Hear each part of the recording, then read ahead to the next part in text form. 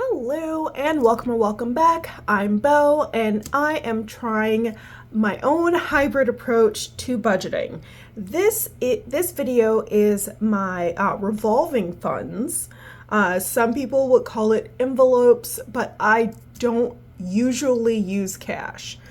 Most of my spending is on credit cards. I currently have 4 and I use them for generally different purposes. So let's go into what they are before I get into the actual transactions. So, my Citi Double Cash card, that is my general credit card. Costco Citi is what I use when I go to Costco. I go there for gas and for some groceries, some home supplies. But yeah, if it's at Costco, that's the card I'm using. Amazon Chase is, mystery. I use this card for Amazon and Amazon only. And then Capital One is usually just things that are like convenient, basically, because this is the card that I use for my phone pay, like for my anything that I'm going to be paying over the phone, basically. So like groceries, usually my first bit of groceries that I get is Walmart pickup, and that I use the Capital One card because I ordered on the phone. And then cash is, cash, obviously. So what I do, it's a little weird what I do for groceries. I used to pull the whole amount out in cash, and then like physically use the cash to get groceries. But then I found out that Walmart grocery pickup doesn't cost anything. So I decided to do that instead. And then I kind of got into using credit cards for most things. That kind of led to my not using cash. Because it's so much more convenient to use cards.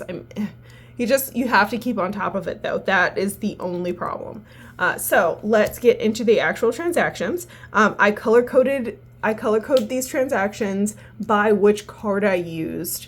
And that is so that I know what I have to pay back, So I do pay off my credit cards every week. And that's part of why this is color coded like this.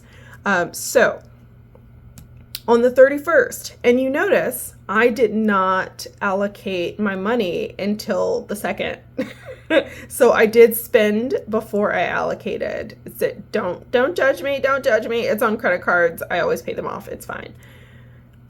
I don't recommend this if you don't pay off your credit cards every week or every month, or if you ever pay interest on your credit cards. I do not recommend you do digital like spending the way that I do. It's really only for people who are like, you have the money already and you pay your credit cards off all the time without paying interest, because this can get very messy. Okay, so 31st, I used the Citi Double Cash card to get groceries. This was just a quick little trip. We needed a few things, so I used that. And then on the 1st, we got some kind of grocery thing from Costco, and then I got gas. And then we got the grocery pickup from Walmart. So that was $63. And then on the 2nd is when I actually allocated everything, mostly because it was convenient and that's when I had time to like divvy it up. Really no reason other than that. And then the 3rd, I divvied up some more envelopes. So I'm not going to go through all the numbers because I did that in the normal like budget video, but then I got coffee filters. We have a 4-cup coffee maker, so that we just fill like 1 thermos at a time. It has cut down on our coffee drinking a lot, and I highly recommend it. But you can't always find the filters like in stores. So I get those on Amazon, and that was $14 for 400 coffee filters. And then we got some, Win got some baking supplies for the, he makes banana bread. He makes really good banana bread, mind you. But the kids really wanted banana bread, so he used the remaining cash that we had to get banana bread, which actually went a little over what we had set aside for groceries. So I had to replace $5 in that category. So I know this may seem a little confusing and a little weird, but really it's just I used different cards. It gets to be a lot, but I try to track my transactions on the cards daily so that I can keep on top of like how much is actually left. And the reason why there was cash for this is because what I do is when I go to Walmart, when I get the Walmart pickup, it still remains as a pending transaction for like a few days after, but as soon as I pick up the groceries, it tells me how much the actual total is. So what's remaining between what that is and what the grocery's supposed to be, I pull that out in cash. So that is why this baking ended up being in cash, is because what's left over after Walmart pickup, I pull out in cash, and then, we can, the little bit that's left, we can make sure we're very intentional about it. But usually the Walmart pickup is the last thing that I get on a card before I switch to cash. Because things can get complicated with a bunch of little transactions. Because like this baking right here, this was actually 2 separate transactions, but it was cash. So I really just like asked how much was left, and he was like, "Oh, nothing was left," and it went $5 over. So yeah. So yeah, that was how that worked. But this is a little confusing, which is why I hadn't been sharing this. This makes it more real in my brain. But this little tracker here is how I tally up like the full numbers. So there was already money in all of the envelopes except for groceries, household, and personal. So for groceries, I started with nothing. We spent all the money last week. And then I spent 115 and then I edited this, so I added 115. So added 115, spent 115. So 0 is left for next week. And then for transport, I started with 37. I added 60.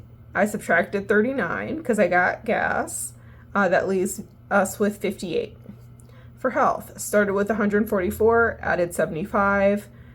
Didn't subtract anything. I didn't spend anything on health. That left us with $219. Household, I started with nothing. I added 25 and took away 14. That leaves me with 11 for the next week.